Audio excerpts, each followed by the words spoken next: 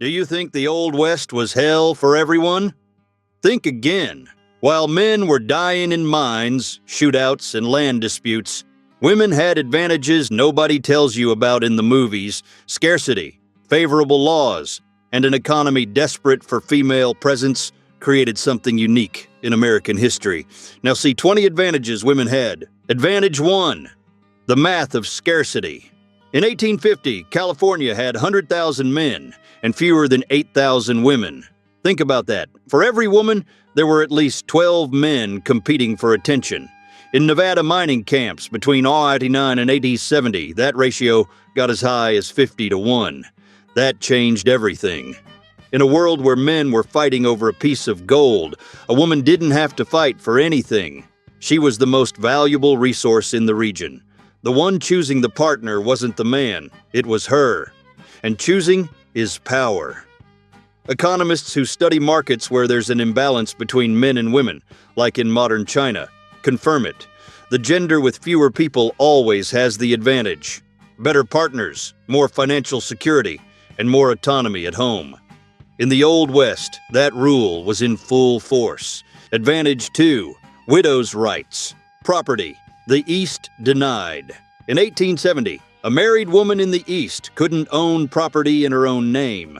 Everything belonged to her husband. But in the West, widows controlled ranches, mines, and entire businesses. Why? It wasn't idealism. Men died fast in the West. Accidents, disease, conflicts.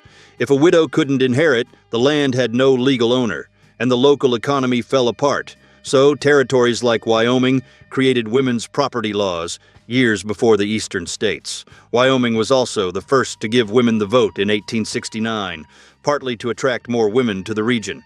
And many widows didn't just inherit, they thrived. Henrietta King took over the King Ranch after her husband's death and turned it into the largest private ranch in American history. Advantage 3.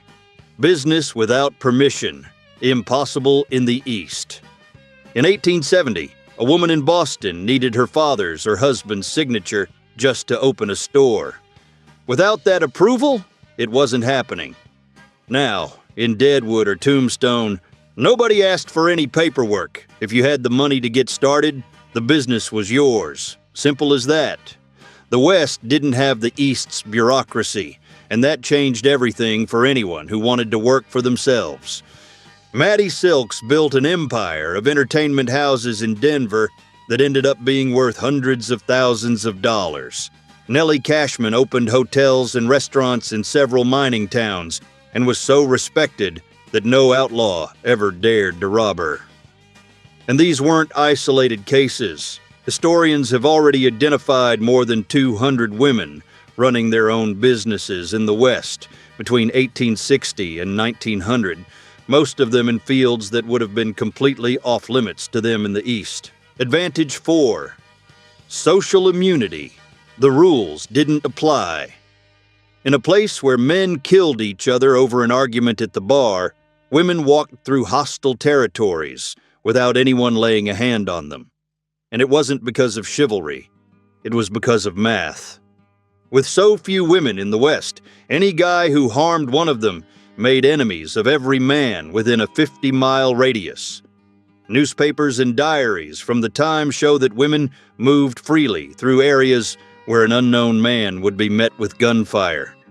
Belle Starr, known as the Bandit Queen, operated for years in rival gang territory precisely because nobody wanted to carry the reputation of having killed a woman. And here's the surprising fact. Sociologist Randolph Roth showed in American Homicide that violence against women in the Old West was lower than in the eastern states during the same period. Scarcity created a shield that no law could offer. Advantage 5. Social mobility. Marriage as an elevator. In the East, you married someone from your own class, and that was that.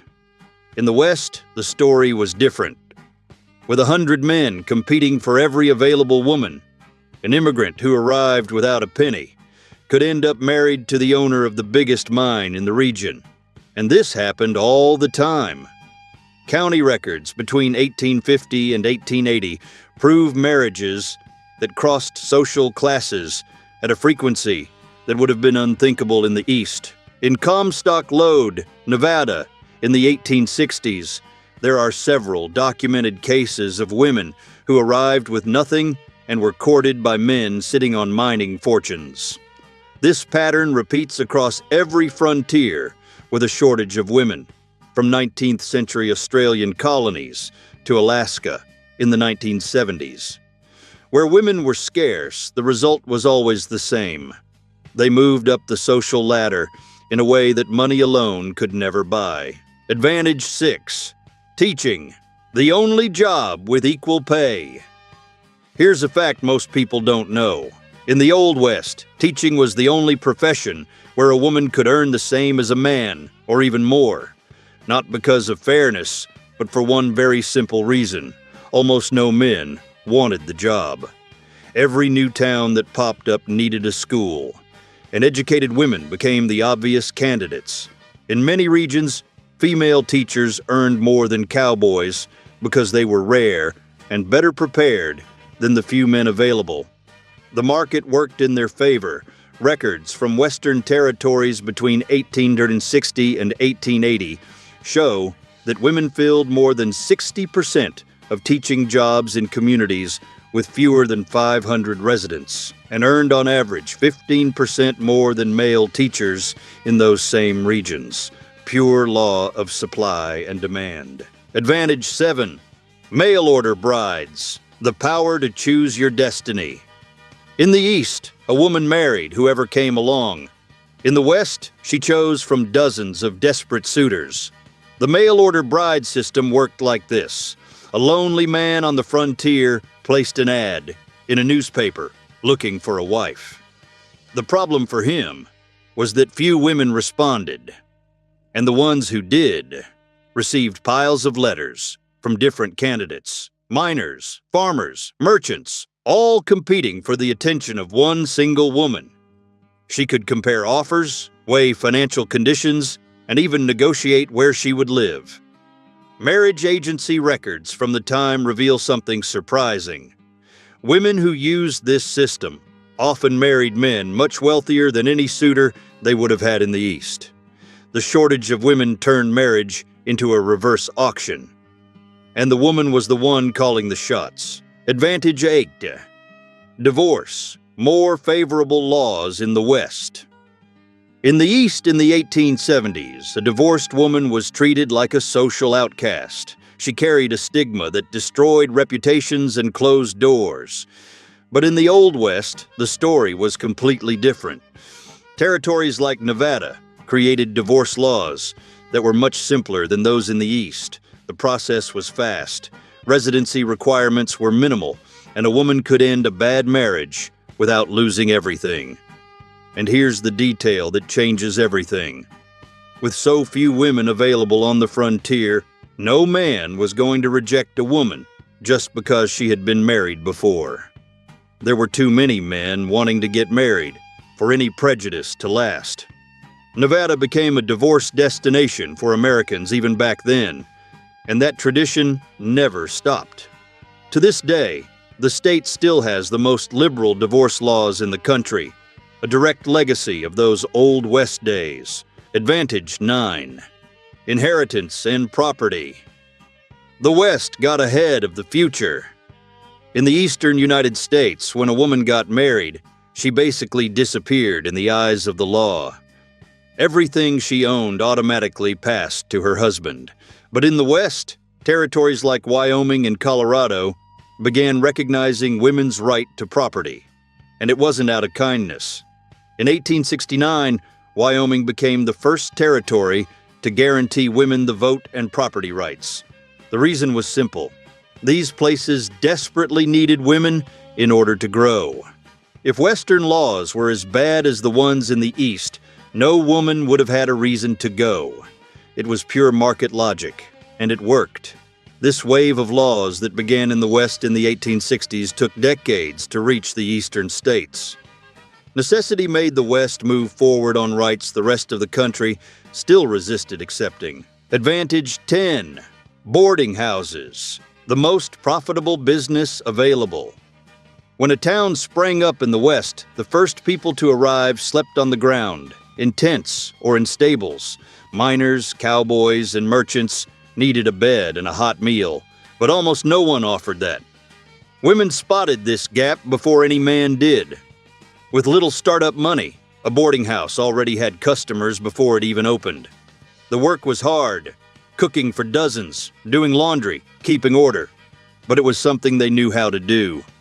And the return was guaranteed. While miners gambled everything on a nugget that might never come, boarding house owners had steady income every week. Historian D. Brown pointed out that boarding houses were the most common business among successful women of the period, surpassing any other female-run enterprise of the time. Advantage 11. Medicine and nursing, unique authority. In the heart of the Old West, most towns didn't have a single doctor. When someone got shot, broke a leg, or a child was about to be born, the person saving lives was the woman who knew herbs, home remedies, and childbirth techniques. Midwives and healers became indispensable figures in these isolated communities. And here's the detail that changes everything: that authority didn't depend on money or a last name. The richest rancher in the region and the poorest cowboy depended on that woman equally in moments of desperation.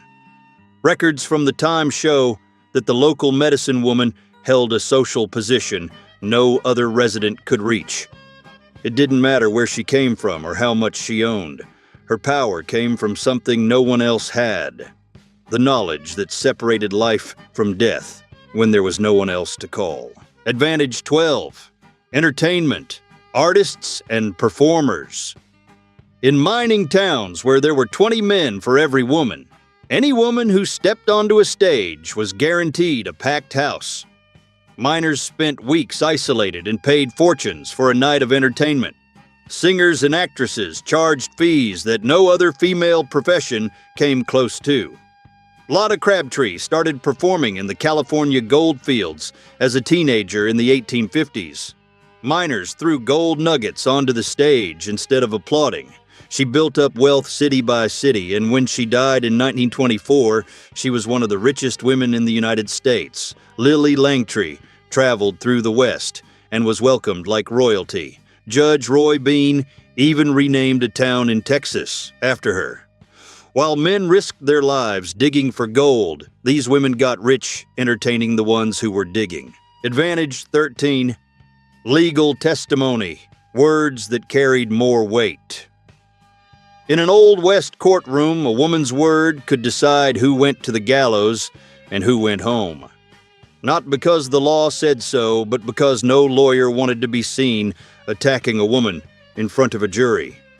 The chivalry that worked in the streets also worked inside the courtroom. Judges and jurors had a natural resistance to doubting what a woman said. Contradicting her in public was seen as cowardice, almost as serious as raising a hand to her. Defense lawyers knew that pressuring a female witness could turn the jury against their own client. Trial records from the time show that women's testimony was challenged far less often than men's in the same situations. In practice, this gave them enormous power. Their words simply carried more weight on the scales of justice. Advantage 14. Churches, exclusive community power. In the Old West, before there was a town hall, a courthouse, or any public office, there was already a church. And the people running the day-to-day life of the church weren't the pastor. They were the women. They organized gatherings, decided who received help when they were going through hard times, and built the ties between families. In a town with no other institution up and running, that meant real power. Records from frontier communities show that these women influenced decisions about where to build the school, how to handle health issues, and even land disputes. No political office in the East would have given them that same influence. The pulpit belonged to the preacher, but the real social control of the community was in their hands. Advantage 15. Pioneer photography, an open profession. Here's something most people don't know. While medicine, law, and engineering were closing their doors to women, a new profession was opening a wide path in the Old West: photography. Between 1860 and 1890, the industry was too young to have created barriers against them. And look what happened. Women opened their own studios in mining towns and made fortunes. Every guy who struck it, rich in a gold rush, wanted a portrait to send back to his family in the East, guaranteed customers. The Smithsonian and Library of Congress archives record dozens of these professionals between 1860 and 1900. The lesson is clear. When a profession is new, no one has had time to invent rules to exclude anyone. Advantage 16. Journalism.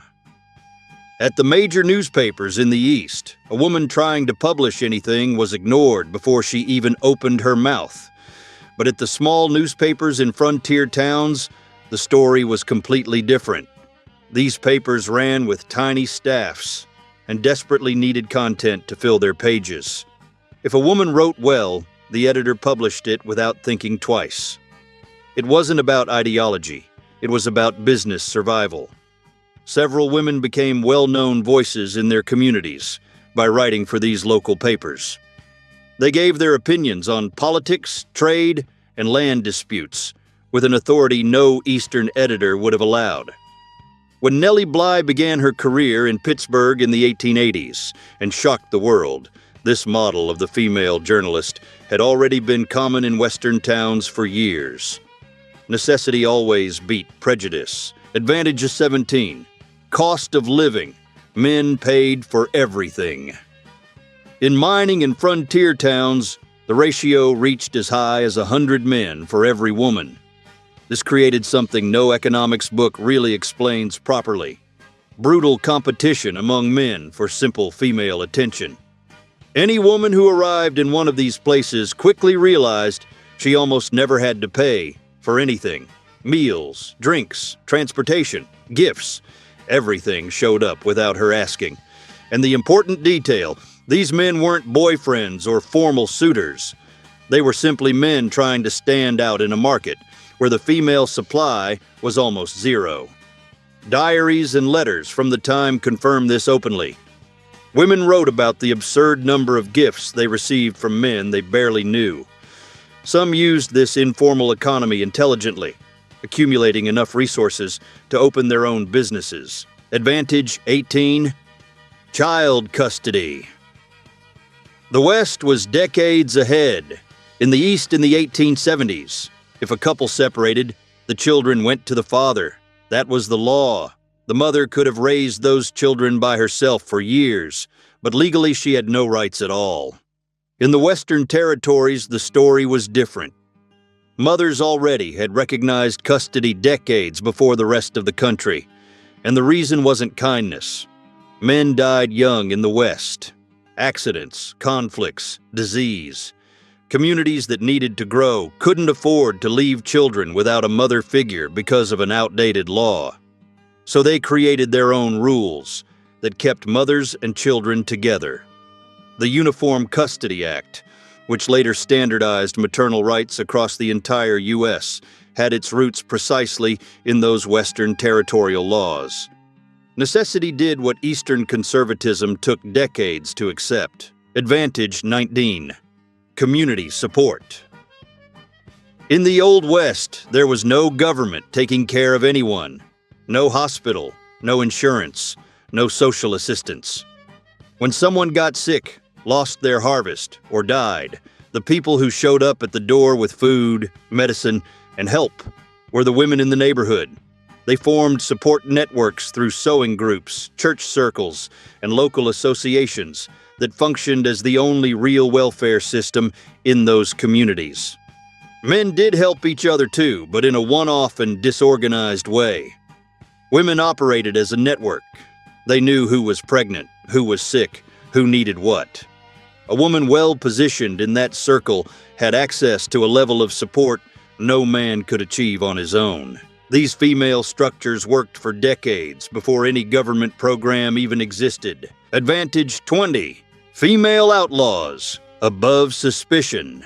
Belle Starr was involved in crime for decades and was convicted only once, with a sentence so light it almost seemed like a joke.